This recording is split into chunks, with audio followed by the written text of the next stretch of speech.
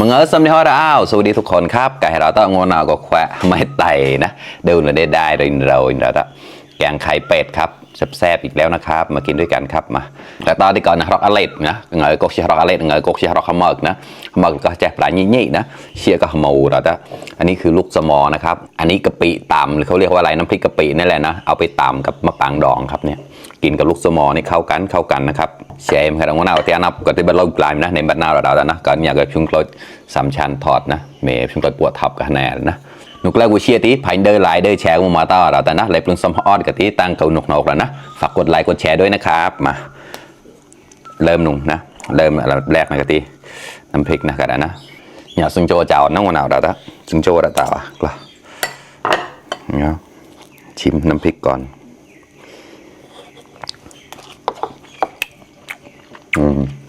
ครับ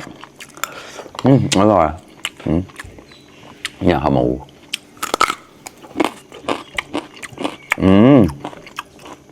ข้าว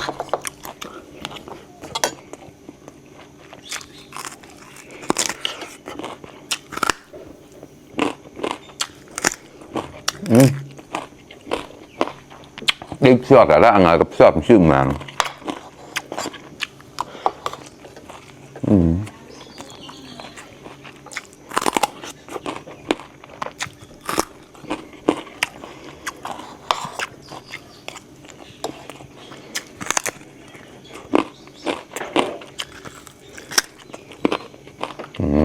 อร่อยมาก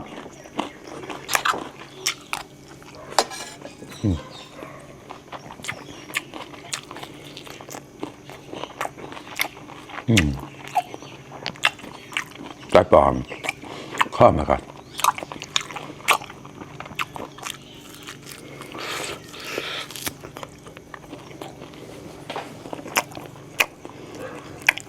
เราเล่นกัน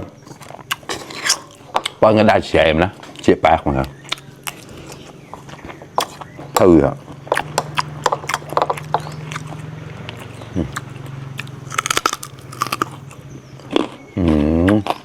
โซนก็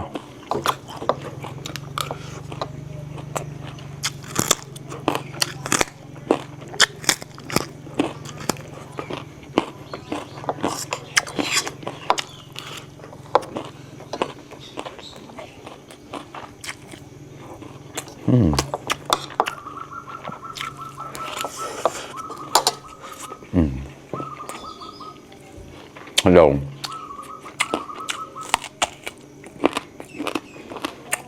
บอดครับ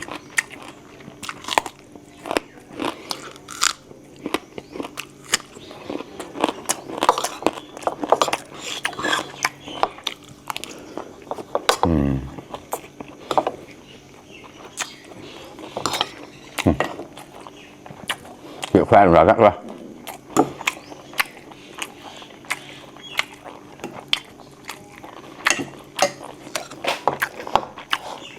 เมื่อกี้ซ้ำเนื้อข้าวเรานะอันนี้ตำกุ้งแห้งลงไปด้วยนะครับน้ำแกงมันจะได้เข้มข้นครับอร่อยครับเอามาคลุกข้าวแบบนี้นะครับกินกับผักสดเนี่ยอร่อยมากพาวิกรอบนะกุชิฮานีแล้วแป๊กมาครับ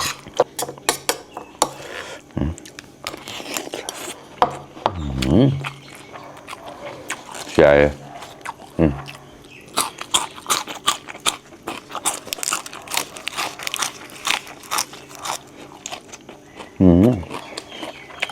ครับ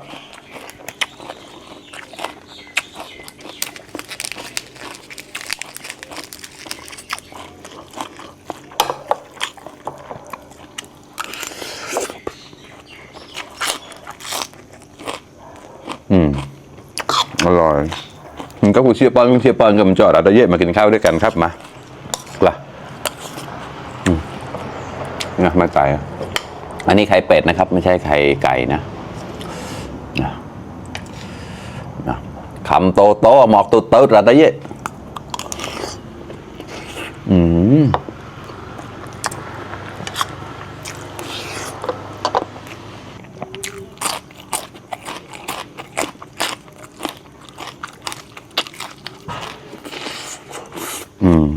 อร่อยมากเข้ากันแล้วรับแป๊กมาก่อน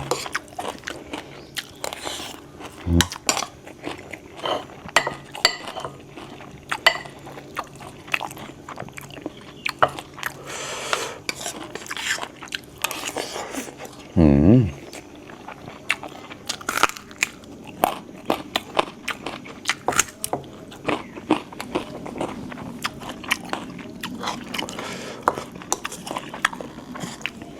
ครับเพื่อนๆคำโตโตหมอกโตโตเราได้เยอะตามน้อง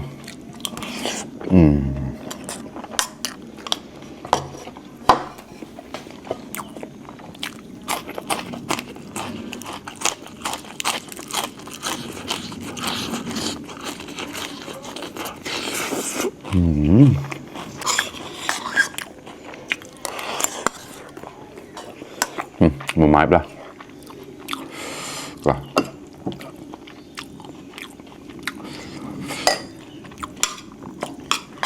เชื่อพังข้อแล้วละไตจอดนะแหวะไม่ไตเอาไตจอดเชี่ยมันมาครับอร่อยมากครับแกงไข่เป็ดนะครับอร่อยสุดๆไปเลยครับดูน้ำแกงที่เข้มข้นมากนะกัดข้าวปนาแล้วละพอวิกระเป๋าเชี่ยกันในเสียมาครับ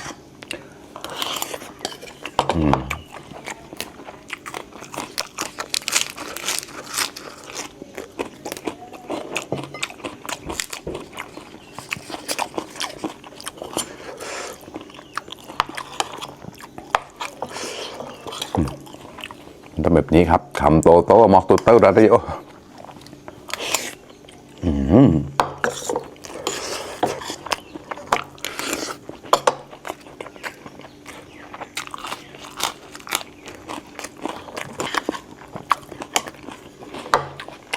nó những cái cọt nữa đó bò cựu mà ha cái bè đó cựu thòm ha xe pan hiệp bò cọt mà chứ